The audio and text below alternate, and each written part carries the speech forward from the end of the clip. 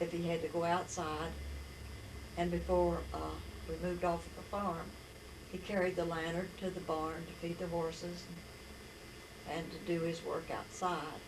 It burned kerosene oil, and that's what we used for lighting until finally we got some electricity in the house, but it wasn't much to it. It was just electric wires run up in the attic and a wire hanging down from the ceiling with the fixture in it where you screwed a bulb in it.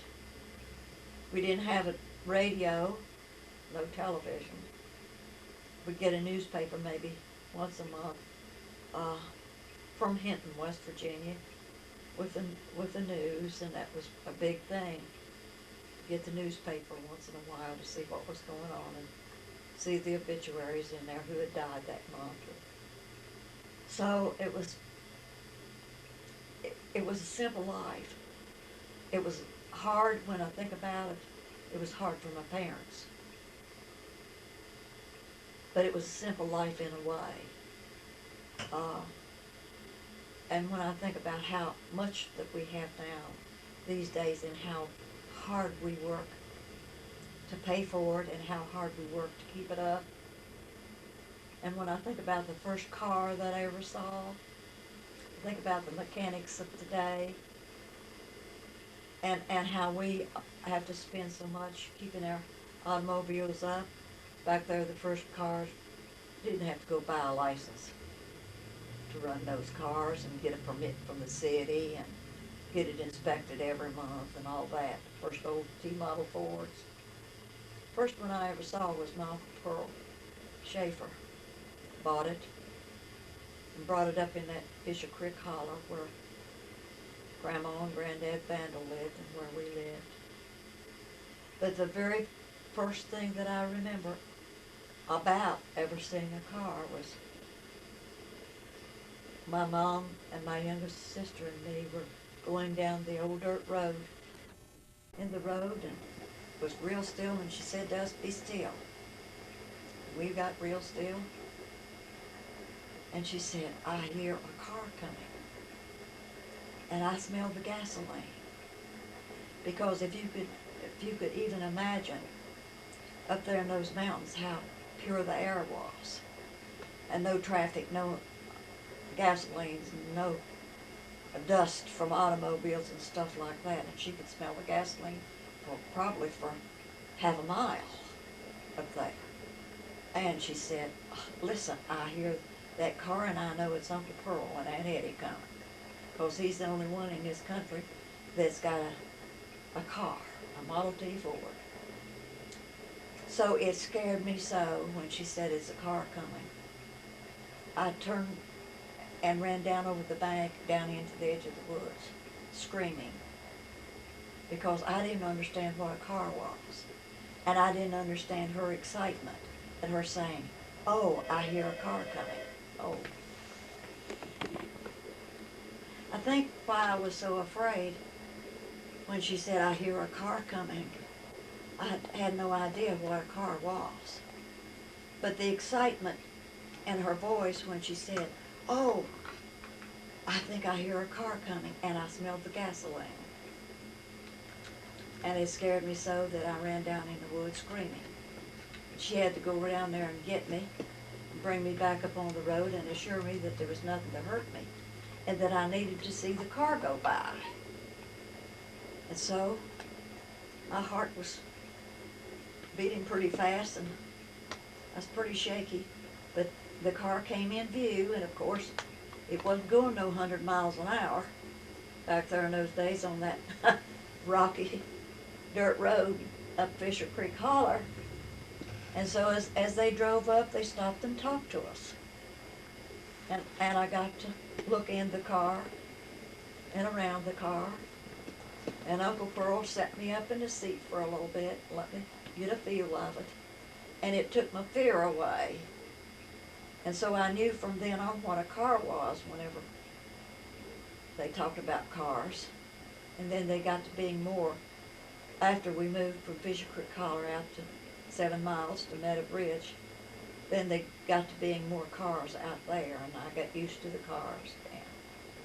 But it's amazing that when a child hears the excitement in the mother's voice, and they don't understand what it's about, many times it creates fear.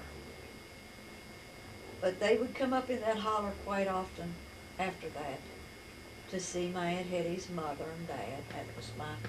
Aunt Hetty was my dad's sister. And so, after we moved out of Fisher Creek Holler then, we would go back once in a great while. We walked, always walked, from Meadow Bridge over there, and it was 7 miles. And I can remember as a child walking,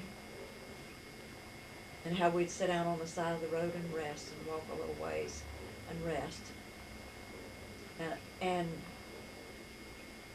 we only knew walking because we never had a car. My dad never owned a car. He walked all of his life unless somebody did take him somewhere in a car or rode a horse. So it's interesting to think back over these things and think what it is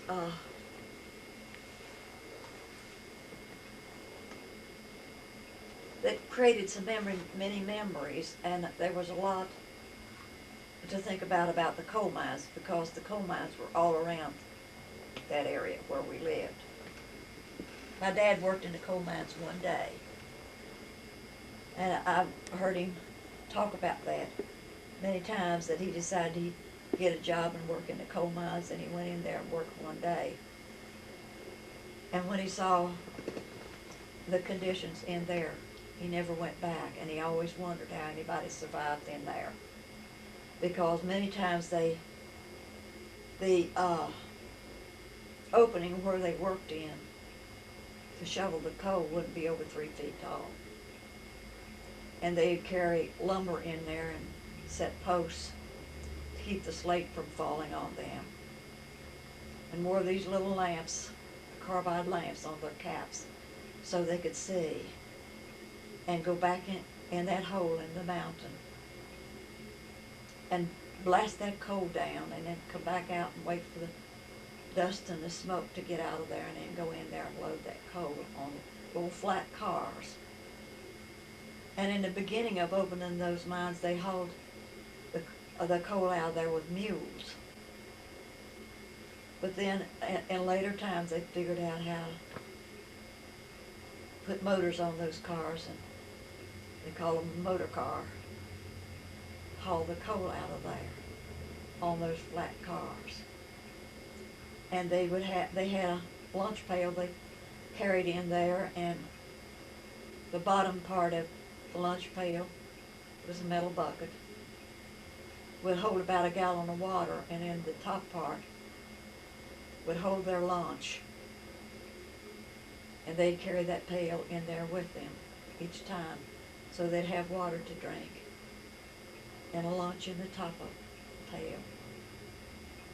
And when we would hear sirens go off down at the coal mines, everybody went out in their yards and stood there, scared stiff, waiting to see what happened to the coal mines and who they would be bringing out of there that the slate had fallen on. And many of them got killed in the coal mines. And many of them got hurt badly in there. Their backs hurt, they couldn't go back in to work. So the coal mines, the thinking of the coal mines as a child was a fearful thing to me.